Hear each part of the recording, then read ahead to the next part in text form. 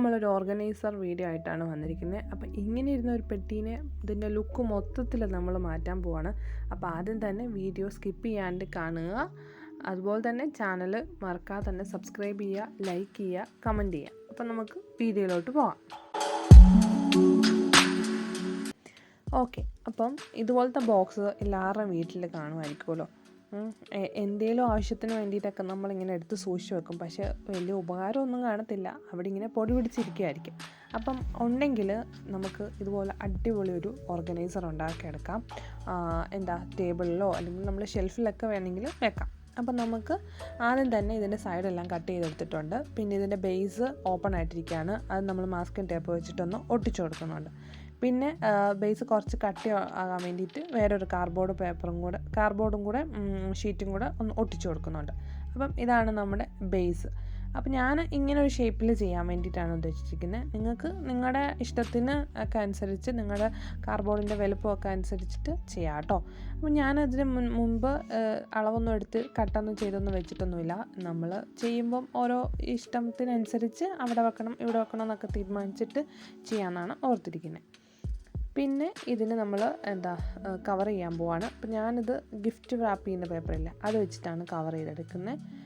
Wallpaper വെച്ചിട്ടോ പിന്നെ അല്ലെങ്കിൽ ചാർട്ട് പേപ്പർ വെച്ചിട്ടോ ഒക്കെ കവർ ചെയ്യാം. ഇനി കവർ ചെയ്തില്ലെങ്കിലും കുഴപ്പമൊന്നുമില്ല, ആദ്യമായിട്ട് ഉണ്ടാക്കുന്നതൊക്കെ.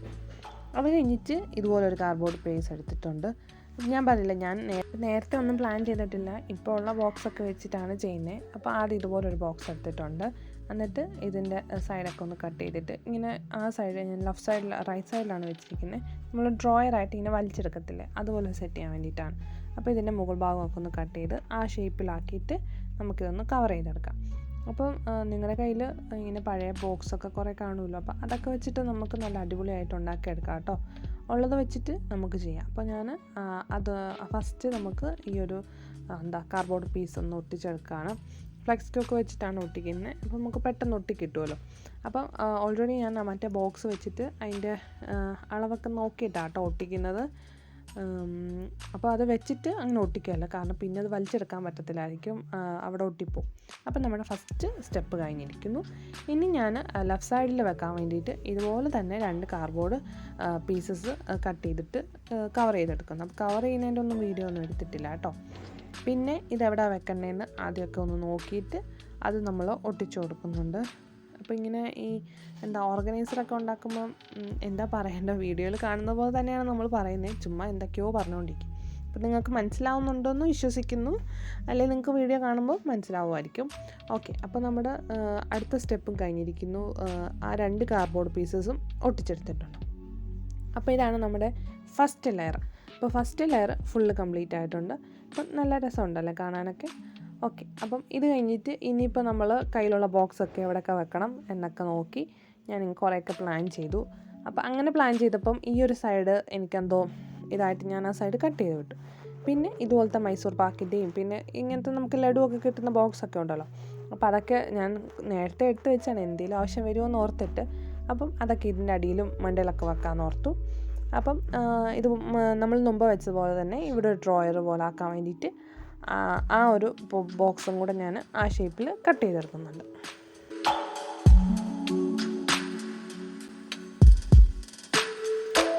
ഓക്കെ, അപ്പം ഇതും അതുപോലെ തന്നെ കട്ട് ചെയ്തെടുത്തിട്ടുണ്ട്. പിന്നെ കുറച്ച് ഭാഗമൊക്കെ നമ്മൾ ഒട്ടിച്ചും കൊടുത്തിട്ടുണ്ട്.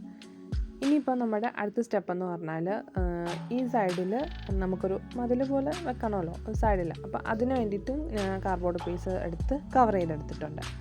പിന്നെ ഞാൻ പറഞ്ഞില്ല, എനിക്ക് വലിയ പ്ലാനിങ് ഒന്നും ഇല്ലാത്തതുകൊണ്ട് ഒന്ന് വെക്കും എടുക്കും, അപ്പുറത്ത് വെക്കും തിരിച്ചു വെക്കും, അങ്ങനെ ഒരു 2-3 ദിവസം എടുത്തു കേട്ടോ ഞാനിത് ചെയ്യാൻ. കാരണം ഇത് ഫുള്ള് കംപ്ലീറ്റ് ചെയ്യാൻ പറ്റില്ലല്ലോ, ഇച്ചിരി ചെയ്യും പിന്നെ വേറെ എന്തെങ്കിലും പണിക്ക് പോകും, അങ്ങനെയൊക്കെയാണ്. സത്യം പറഞ്ഞാൽ ഞാനിത് ഡിസംബറിന് മുമ്പ് വീഡിയോ എടുത്തിടണമെന്നൊക്കെ ഓർത്താണ്. ഡിസംബർ ആകുമ്പോൾ കുറേ ഡിസംബർ ക്രാഫ്റ്റൊക്കെ ആയിട്ട് ചെയ്യണമെന്നൊക്കെ ഓർത്തേ. പക്ഷേ എന്ത് ചെയ്യാനാണ്, മടി കാരണം ഇപ്പോഴാണ് ഇത് അപ്ലോഡ് ചെയ്യാൻ തന്നെ പറ്റിയത്. ഓക്കെ, അപ്പം പറഞ്ഞു വന്നത് നമ്മൾ ആ സൈഡിലും ഒരു കാർഡ്ബോർഡ് പീസ് ഒട്ടിച്ചിട്ടുണ്ട്. അപ്പം നമ്മുടെ സെക്കൻഡ് ലെയർ സെറ്റായിട്ടുണ്ട്. പിന്നെ ഞാൻ ഇതിൻ്റെ അടിയിൽ ഈ ഡ്രോയർ കയറ്റി. ശരിക്കും പറഞ്ഞാൽ ആ ഡ്രോയർ ആ മുകളിലത്തെ ഭാഗം ഒട്ടിച്ച് കഴിഞ്ഞിട്ട് ഈ സാധനം കയറത്തില്ലായിരുന്നു. കാരണം മുകളിലത്തെ ലെയർ ഒട്ടിയപ്പോൾ അത് താന്നു പോയി.